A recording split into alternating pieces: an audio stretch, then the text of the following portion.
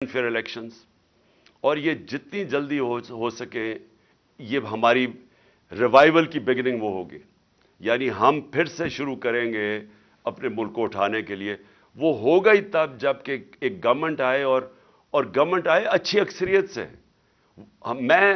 मुझे अगर किसी ने पूछा कि जी आप अगर फिर से आपको मौका मिलता है 2018 में तो आप क्या करेंगे, तो विद हाइंडसाइट मैं कभी गवर्नमेंट ना लेता, क्योंकि एक तरफ इकोनॉमिक चैलेंजेस बड़े थे, दूसरी तरफ पाकिस्तान के अंदर रूल ऑफ लॉ नहीं है।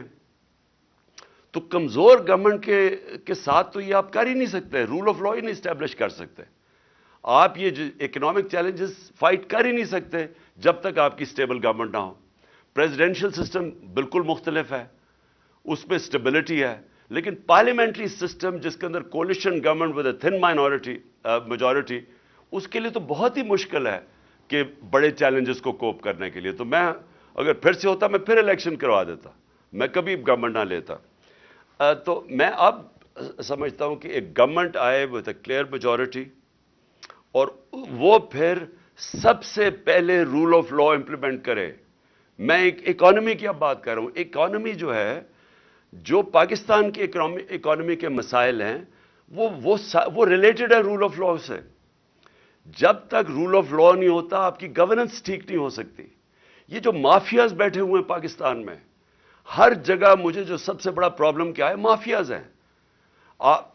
मैं एफबीआर के अंदर शुरू में हम टेक्नोलॉजी लाना चाहते थे, हम कोशिश करते रहे कि वो टेक्नोलॉजी का इस्तेमाल करके हम अपनी टैक्स कलेक्शन बढ़ाएं। आप यकीन करें कि 1 साल तक हर वक्त वो सैबोटाइज हो जाता था अंदर से। अंदर लोग बैठे हुए थे जो नहीं लाना चाहते थे, क्योंकि प्रेजेंट सिस्टम से इतना ज्यादा उसमें पिल्फरेज है, वो टेक्नोलॉजी नहीं आने देते थे। जब एंड में मुझे अफसोस ये है कि जब हम फाइनली हमने ये ब्रेक डाउन करके और हम पहुंच गए ट्रैक एंड ट्रेस सिस्टम पे, ये जो सेल्स टैक्स की इवेजन है वो बिलियंस और बिलियंस में है, वो हमने जब टेक्नोलॉजी वो ले आए। और दूसरा फिर हमने ये डेटाबेस, नादरा के डेटाबेस से टैली करके, शौकत तरीन ने पता नहीं मेंशन किया या नहीं, हमने आइडेंटिफाई किए टैक्स पेयर्स जो कि अच्छे लाइफस्टाइल उनका था लेकिन जीरो टैक्स देते थे, वो हमने बेस बढ़ाने के लिए उधर हम पहुंचे। तो अनफॉर्चुनेटली तब हमारी गवर्नमेंट गिरा दी गई। तो नंबर 1 चीज है कि पाकिस्तान में एक ताकतवर government rule of law establish करे। ये जो माफियाज है हर जगह, शुगर माफिया है, ये सीमेंट है, सबसे बड़ा माफिया रियल एस्टेट माफिया। आप सोच नहीं सकते कि इनकी अब इस वक्त पावर क्या है।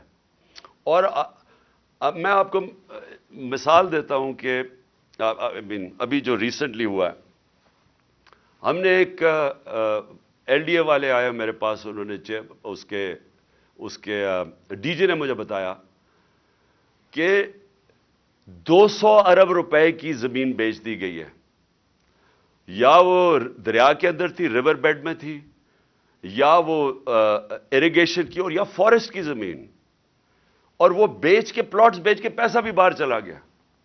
तो मैंने उनसे पूछा तुमने क्यों नहीं एक्शन क्यों नहीं लिया? उन्होंने कहा मल्टीपल एफआईआर्स काटी, पुलिस को पैसा खिलाया हुआ था, पुलिस नहीं वो उसको अप्रोच करती थी। उन्होंने जब लोग अपने भेजे, उन्होंने बकायदा मारा उनके लोगों को और उल्टी उनके ऊपर एफआईआर काट दी। उन्होंने जो भी डिपार्टमेंट्स जाती थी नीचे से पैसे, इतना पैसा है इसमें, तो आप ये सोच लें कि ये हर लेवल पे चल रहा है। और आप इमेजिन करें पैसा कितना है पाकिस्तान में, कि ये जब मैंने सीडीएफ बड़ी मुश्किलों से हमने कैडेस्ट्रल मैपिंग करवाई, वो भी देर लगी, डिले करते रहे। तो जब हमने वो मैपिंग करवाई, यानी डिजिटलाइजेशन की, हमने लैंड रिकॉर्ड्स की, तो सिर्फ इस्लामाबाद में 1200 अरब रुपए की जमीन के ऊपर कब्जा हुआ है, गवर्नमेंट की जमीन के ऊपर। और ये सारे पाकिस्तान में ऐसे ही है। ये जब तक एक स्टेट के पास पावर हो टू इंप्लीमेंट, कि स्टेट की रेट हो, और वो होगी एक ताकतवर गवर्नमेंट से। तो मैं तो सिर्फ ये कह रहा हूं कि इससे हम टैक्स कलेक्शन अपनी बड़ी एनहांस कर सकते हैं। मैं आज बोल्ड टीवी वाले शोएब शेख को, उन्होंने, उसकी जिंदगी को खतरा अब हो गया।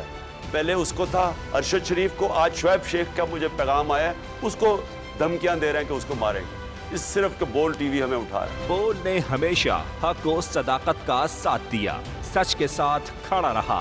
हम हैं मिसाल अब्र, मगर इस हवा से हम डर कर सिमट ही जाएंगे, ऐसे भी हम नहीं। बड़ी मुश्किलात, बड़े बड़े चैलेंजेस, सिर्फ बोल खड़ा रहा, बोल डटा रहा।